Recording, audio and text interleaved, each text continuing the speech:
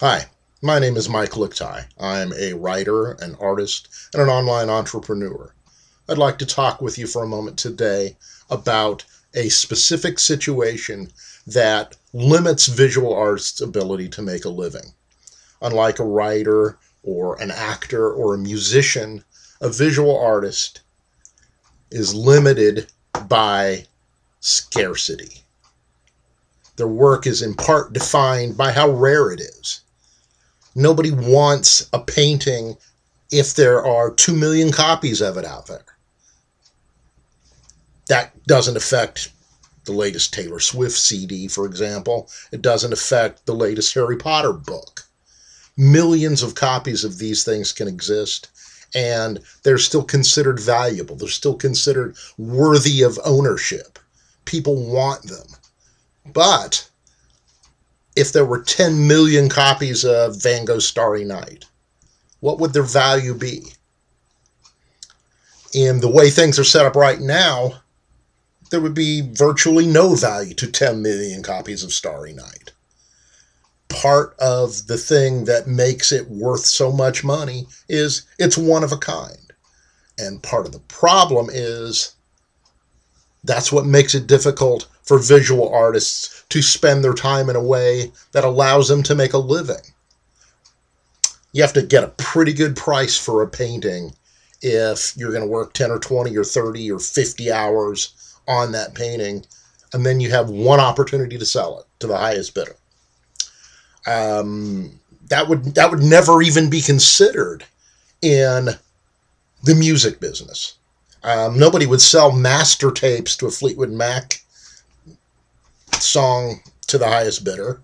No, the whole point is that the music would be sold millions and millions and millions of times. And that is the difference between visual artists and other type of artists. What can we do about it?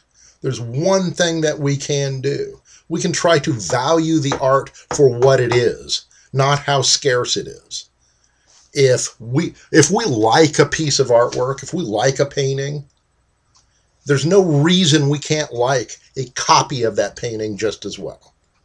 And that's a breakthrough that needs to be made in visual art for the artist to support himself financially. The copy has to become the art. If that can't happen, the artist stands a very small chance of making a living through his work. And so, this is my first step. This is my first step in trying to shape the art world and trying to make it so that the copy becomes the art and trying to make it so that people value what they like because they like it, not because it is scarce, not because it is unavailable to anyone else. Can we do it? Can we do this? I don't know. I'm hoping so. I think that the internet is as important to visual artists as the printing press was to writers. But that can only be the case if scarcity doesn't define value. It can only be the case if we value something because we like it. And so, this is my challenge to anybody that's listening to this. Accept the copy. Use the internet to purchase copies of artwork. Do it because you like it. Do it because it will help the artist give you something that you like.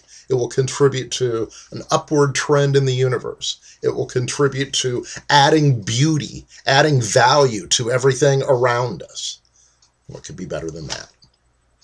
Thank you for listening. I'll see you in the galleries.